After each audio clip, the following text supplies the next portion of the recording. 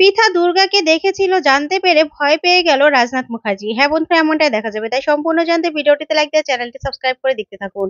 গল্পের শুরুতেই দেখা যাবে কালবোস কৌশিকীর সাথে কথা বলছিল। তখনই দুর্গা সেখানে চলে আসে আর সে বলতে থাকে, এই বুড়ো, তুই কার সঙ্গে কথা বলছিস? এই বলে ফোনটা নিয়েই বারবার করে হ্যালো বললে কৌশিকী অবাক হয়ে যায়। মনে মনে বলতে থাকে, তোর মা আর বাবা কতদিন ধরে অপেক্ষা করছে দুর্গা মা তোর কথা শোনার জন্য। তখন এই ভেবেই কৌশিকী কষ্ট পেতে থাকে আর কাঁদতেও থাকে। তারপরে কৌশিকী ফোনটা রেখে দেয়। তখন দুর্গা বলতে থাকে, এই বুড়ো, তুই কার সঙ্গে কথা বলছিস রে? মাঝে মাঝেই দেখি যে তুই কেউ একজনের সাথে কথা বলিস। তারপরে আমার তখনই কালবোস বলতে থাকে, না না, আসলে কে ফোন করেছিল আমি নিজেও জানি না। রং নাম্বার, আমি জানি না তো। তখনই এই কথা শুনেই দুর্গা অবাক হয়ে যায়। তারপর বলতে থাকে, ঠিক আছে বুড়ো, নে খা। এই বলেই কালবোসকে খাওয়াতে থাকে দুর্গা। ওইদিকে দেখা যাবে স্বয়ংভূ জগদ্ধাত্রীকে খাওয়াতে থাকে। তারপরে কালবোস মনে মনে ভাবতে থাকে, তোর বাবা মা যে বেঁচে আছে তুই তো এখনো জানিসই না দুর্গা। তোর বাবা মা তোর জন্য কত কষ্ট পাচ্ছে। হয়তোবা তোর জন্য ওরা অপেক্ষাও করছে। এই ভাবতে থাকে কালবোস। আর দুর্গাকেও কালবোস খাইয়ে দিতে থাকে। তারপরে তারপরের দিন সকালবেলা দেখা যাবে রাজনাথকে কাকন তুলে নিয়ে আসে আর এসেই বসায়। তারপরেই রাজনাথকে নিজের হাতে স্যান্ডউইচ আর কফি বানিয়ে দেয় কাকন, যা দেখে রাজনাথ খুব খুশি হয়ে যায় আর বলতে থাকে, তুই একমাত্র আমার কথা ভাবিস দিদি ভাই। এই কথা বলে রাজনাথ খেতে থাকে। তখনই সেখানে বৈদেহী চলে আসে আর এসে বলতে থাকে, কি ব্যাপার, নাতনির হাতে মজা করে খাবার খাচ্ছ নাকি রাজনাথ? তখন রাজনাথ বলতে থাকে, এই তো একজন কাকন আমার কথা ভাবে, আর কেউ তো আমার কথা ভাবে না। আর ওই পিঠা, পিঠা তো আমার কথা ভাবেই না। তখন বৈদি বলতে থাকে, থাক, আর এসব কথা বলতে হবে না। তোমরা যে সবসময় কাকনকেই সবসময় প্রাধান্য দাও সেটা আমি জানি। আর তোমার তো আলাদা একটা দল রয়েছে, তোমার, কৌশিকী, দেবু, তারপরে কাকন, তোমরা সবাই মিলে, তাই না? তোমাদের রাজ্যে তোমরা আছো, তোমাদের মধ্যে তো আর আমাদের কোনো জায়গা নেই।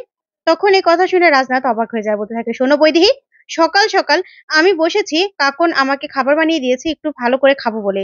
তুমি প্লিজ এসব কথা বলো না। তখন বৈদেহী বলতে থাকে, কেন বলবো না?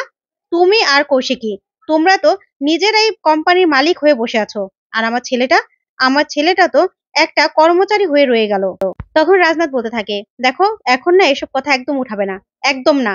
তখনই সেখানে কৌশিকের বাবা চলে আসে আর এসে বলতে থাকে, পিঠা কোথায়? পিঠা, পিঠা। তখন বৈদি বলতে থাকে, পিঠাকে আবার কি দরকার? তখনই কৌশিকের বাবা বলতে থাকে, পৃথা কালকে একটা দুর্ঘটনা ঘটিয়েছে। তখন বৈদি বলতে থাকে, হ্যাঁ আমরা শুনেছি। তখনই এই কথা শুনে কৌশিকের বাবা বলতে থাকে, না, পুলিশ আমাকে ফোন করেছিল, ওরা সিগন্যাল ভেঙেছে, মদ মদ খেয়ে মাতাল হয়ে তারপরে গাড়ি চালিয়েছে, যে কোনো দুর্ঘটনা হতে পারতো। আমাদের মুখার্জি পরিবারের গাড়ির নামে কেস হয়েছে, তোমরা বুঝতে পারছো? তখনই সেখানে উৎসব চলে আসে আর উৎসব এসে বলতে থাকে, থাক এসব কথা, এসব কথা না হয় নাই শুনলাম। তখনই রাজনাথ বলতে থাকে, শোনো উৎসব, তোমার সঙ্গে না কেউ কথা বলতে চায়নি, বুঝতে পেরেছো? তুমি চুপ করে বসে বসে খাবার খাও। তারপরে কাকন এসে উৎসবকে কফি দেয়। তখন উৎসব খুশি হয়ে যায়।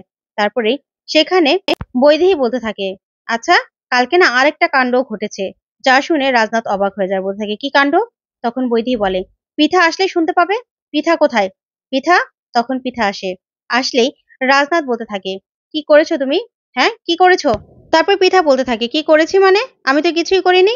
আমি পার্টিতে গিয়েছিলাম আমার বন্ধুদের সঙ্গে। আর কাকন আমাকে একটা কফি বানিয়ে দেবে, মাথাটা না খুব ধরেছে। তখনই কৌশিকের বাবা বলতে থাকে, শোনো, তুমি কালকে মাতাল হয়ে তোমার বন্ধুদের সঙ্গে তারপর সিগন্যাল ভঙ্গ করেছো, তারপর ঝামেলা করেছো, গাড়িতে কেস খেয়েছে, তাই না? তখন পিঠা বলে, হ্যাঁ। তারপর রাজনাথ বলতে থাকে, ওর বন্ধুদেরকে না ধরে এনে চাপকানো দরকার। তখন পিঠা বলে, না, খবরদার, আমার বন্ধুদের গায়ে কেউ হাতও দেবে না। তখনই সেখানে দেবু চলে আসে আর এসে বলতে থাকে, পিঠা, তোমাকে একটা চড় মারবো, তুমি দিন দিন বেয়াদব হয়ে যাচ্ছ, বড়দের সঙ্গে কি করে কথা বলতে হয় সেটাও তুমি ভুলে যাচ্ছ। তখন পিঠা বলে, আপনি চুপ করুন, আপনাকে তো আমার বাবা বলে পরিচয় দিই না আমি, ঘেন্না করে আপনাকে আমার বাবা বলে পরিচয় দিতে। তখনই দেবু বলতে থাকে, তুমিও দিন দিন এরকম হয়ে যাচ্ছ না যে আমারও ঘেন্না করছে তোমার পরিচয় দিতে। তখন পিঠা বলতে থাকে, দেবেন না? তখন কৌশিকী সেখানে চলে আসে আর সে বলতে থাকে, এই যে মদ খাচ্ছ, টাকা উড়াচ্ছ, এই টাকাগুলো কোথা থেকে পাচ্ছ তুমি? তখন পিঠা বলতে থাকে, মাসি। তখনই কৌশিকী বলতে থাকে, তুমি কালকে ভাড়ে গিয়েছিলে তাই না? তখন পিঠা বলে, তুমি কি করে জানলে? তখন কৌশিকী বলতে থাকে, তুমি ভাড়ে গিয়েছিলে, মদ খেয়েছিলে, তারপরে সিগন্যাল ভেঙে মাতাল হয়ে গাড়ির সঙ্গে আরেকটা সাইকেলে ধাক্কা খেতে গিয়েছিল, তাই তো? ঝামেলা করে এসেছো। তখন পিঠা বলতে থাকে, দেখো, আমি যা করেছি বেশ করেছি। তখন কৌশিকী বলতে থাকে, শোনো পিঠা, এরকম করলে না তোমার কিন্তু এই বাড়িতে থাকা হবে না, হবে না থাকা। তখন এই বললেই দেবু বলতে থাকে, তোমাকে সাবধানে কথা বলতে হবে। তখন পিঠা বলতে থাকে, আপনি আমার ব্যাপারে একদম নাক গলাবেন না। তখন এই দেবু পিঠাকে মারতে যেতে চাইলে কাকন সেখানে চলে আসে আর হাত জোর করে না করে। তখন পিতা কাকুনকে বলতে থাকে, তোর এই নাটক না আমি খুব দেখেছি, সর এখান থেকে। এই বলে সেখান থেকে চলে যেতে লাগে। তখনই বৈদেহী বলতে থাকে, পিতা দাঁড়াও, আসল কথাটা বলে যাও। তখন পিতা বলতে থাকে, কি কথা? তখন বৈদেহী বলতে থাকে, তুমি কাকে দেখেছিলে কালকে, তোমার কার সঙ্গে ঝামেলা হয়েছিল? তখন এই কথা শুনেই পিতা বলতে থাকে, আমি না বড় মামির মতো হুবহু দেখতে একজনের সাথে ঝামেলা হয়েছিল আমার। ওই মেয়েটা বড় মামির মতো একদম হুবহু দেখতে। যা শুনে রাজনাথ পুরো চমকে যায়, মনে মনে বলতে থাকে, কি ব্যাপার, পিতা কি তাহলে দুর্গাকে দেখলো? তারপরেই বৈদেহী বলতে থাকে, তুমি বুঝতে পারছো রাজনাথ, হুবহু জগদ্ধাত্রীর মতো দেখতে একটা মেয়ে। তখন রাজনাথ বলে, কি বলছো এসব, কি বলছো এসব? তখনই উৎসব বলতে থাকে, হ্যাঁ বাবা, এখন কিছু বলো, এখন কিছু বলছো না কেন, তুমি তুমি চুপ করে বসে আছো কেন? তখন রাজনাথ বলে, আমি কি বলবো, আমি কি বলবো? ও মদ খেয়ে মাতলামি করে ও কাকে না কাকে দেখেছে, আমি কি বলবো? তখনই বৈদেহী বলতে থাকে, না তুমি তো উড়িয়ে দিতে পারবে না, কারণ 20 বছর আগে দুর্গাকে কেউ কিডন্যাপ করেছিল, দুর্গা হারিয়ে গিয়েছিল, তাই এই মেয়ে আবার দুর্গা নয় তো? আর কিছুদিন পরেই কৌশিকী দুর্গার হাতে সবকিছু তুলে দেওয়ার কথা। তখন যদি দুর্গা ফিরে আসে?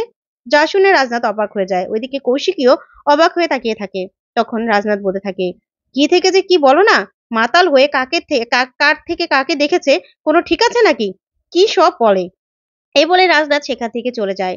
ওইদিকে উৎসব বৈদেহীকে বলতে থাকে, না মম, আমার মনে হচ্ছে এটা কোনো কাকতালীয় ব্যাপার হতে পারে না, কিছু না একটা তো আছেই। ওইদিকে কালবোস বাচ্চাদের সঙ্গে খেলা করছে। ঠিক তখনই কালবোসকে ফোন করে রাজনাথ। ফোন করলে কালবোস বলতে থাকে, হ্যাঁ রাজু বল। তখনই রাজনাথ বলতে থাকে, কালকে দুর্গার কারোর সাথে ঝামেলা হয়েছিল? তখন কালবোস বলতে থাকে, হ্যাঁ, কেন? তখনই রাজনাথ বলতে থাকে, জানিস কার সঙ্গে ঝামেলা হয়েছিল? তখনই কালবোস মনে মনে বলতে থাকে, আমি জানি রে, আমি সব কিছু জানি। তখনই রাজনাথ বলতে থাকে, ও আমার নাতনি, ওর বোন, ওর বোনের বোনের সঙ্গেই ওর ঝামেলা হয়েছিল। তখনই কালবোস বলতে থাকে, কি বলছিস তুই? তখন রাজনাথ বলে, হ্যাঁ, ওর উপর আরো সমস্যা আসতে পারে, তুই জানিস? আর ৪৫ দিন, মাত্র ৪৫ দিন পরেই দুর্গার জন্মদিন। সেই দিনই আমি এই মুখার্জি পরিবারে ওকে নিয়ে আসবো। কিন্তু এই ৪৫ দিন তোকে ওকে দেখে রাখতে হবে, কারো চোখের সামনে যেতে দিলে চলবে না, বুঝতে পেরেছিস? তাহলে কিন্তু দুর্গার উপরে কোনো হামলা আসতে পারে। তখন কালবোস বলতে থাকে, ওই মেয়ে যেই ডান পিটে, ওই মেয়ে আমার কথা শুনে? আমার কোনো কথাই শুনে না। তখন রাজনাথ বলে, কেন শোনাতে পারিস না? হ্যাঁ, তুই তো একটা কালী বুড়ো।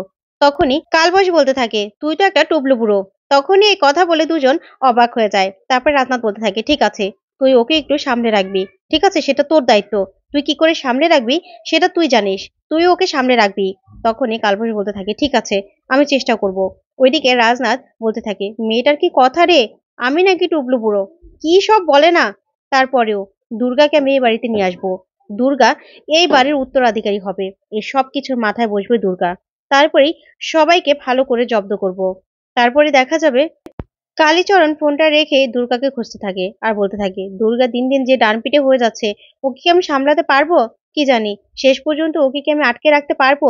এই ভেবেই কালীচরণ এক দৃষ্টিতে তাকিয়ে থাকে। তো বন্ধুরা, আজকের আপডেটটি কেমন লাগলো কমেন্ট করে জানাও। ধন্যবাদ।